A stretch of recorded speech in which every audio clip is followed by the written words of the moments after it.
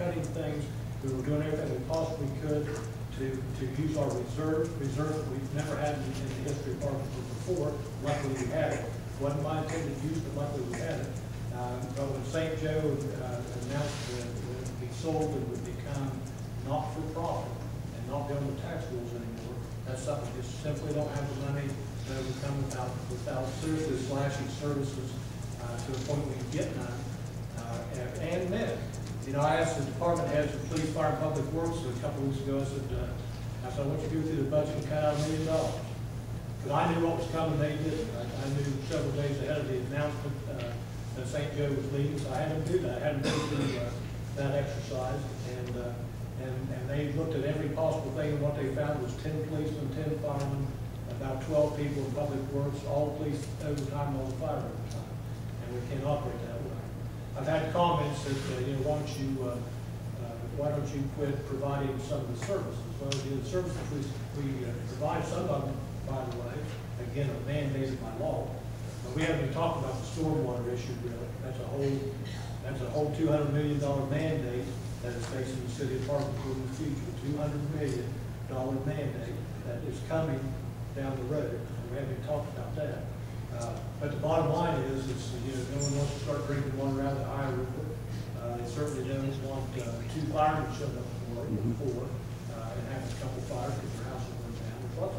There's lots of issues at stake when you start cutting services any more by cutting personnel than we already have. So, and a lot of people think we're collecting an extra $1 million more than we need. Not the case at all. You know, the numbers that you see projected are just projections. The Department of Labor tells us there's about 22,500 people that work in the corporate limits. We are not going to get full compliance on that. I'm not sure where those statistics come from, but the bottom line is that there's a lot of duplication of people who have 2 jobs. You can't charge them twice.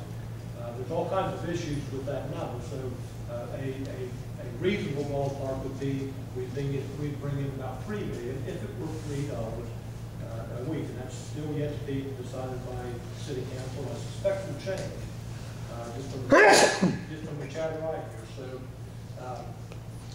So what would happen to the other $400,000? We'd start doing the streets again. We'd start providing better service. But right now we're not providing that good service, and we're not doing it because we don't have the money. We have 350 miles of streets in the city of Parkersburg. That doesn't include alleys. You can double that with sidewalks. You can triple that with underground stormwater systems. You can quadruple that with water and sewer, or even more than that. There's just miles and miles of maintenance issues, and there's never enough money. There's never enough money. Stormwater, I'll tell you, we're facing all kinds of federal mandates and deadlines about rainwater. We're responsible not only for the rain that falls in the city of Parkersburg now, we are also responsible for all the rain that falls around us and actually flows through the city of Parkersburg. You know, the stormwater system has to be upgraded. There has to be filters put into it. That's why a couple of years ago you started seeing the little things that have a fish on it that says this water runs through the river. All those are federally mandated issues that we have to deal with, which, by the way, there is no money. They don't say you have to do this, here's $200 million. They say you have to do this, fine, $200 million. And that'll be an ongoing thing for the next several decades, the stormwater thing. Stormwater systems are inadequate. That's why we have flooding. We built, again, a lot of them a century ago. And they don't hold the water in many places. We have 3 large tributaries, Pond Run, Holmes Run, Woods Run, that run through the city of Parkersburg that are maintenance issues at a great cost. We had Woods Run cleaned out a couple of times, just sections of it, $200,000, $300,000, $400,000 is what it costs us to have that done by a contractor. So stormwater, we haven't even touched that yet.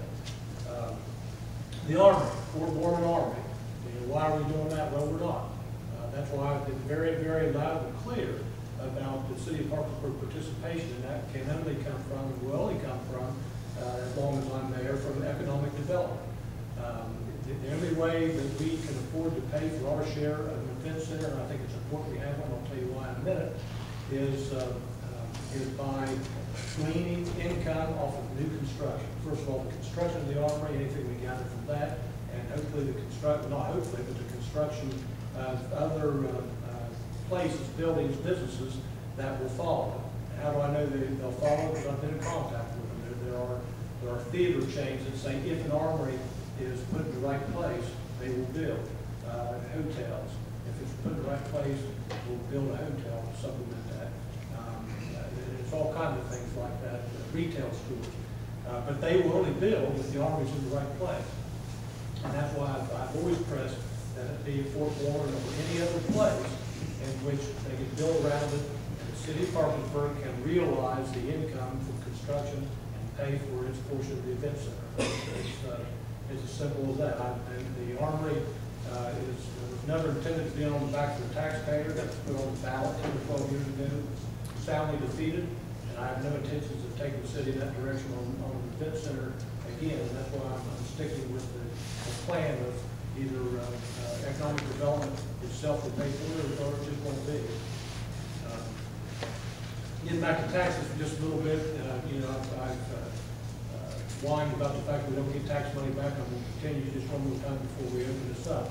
You know, what people don't realize is you do pay a lot of taxes. You pay enough taxes as we speak right now to pay for every single essential service that you are entitled to, should have, and could have. The problem is the people that supply it, that is municipalities, aren't the ones that receive your tax money. We don't receive it. You know, when you pay federal income tax, we don't get that back. 2 or 3 times a year, I'll go to Washington, D.C. begging for money.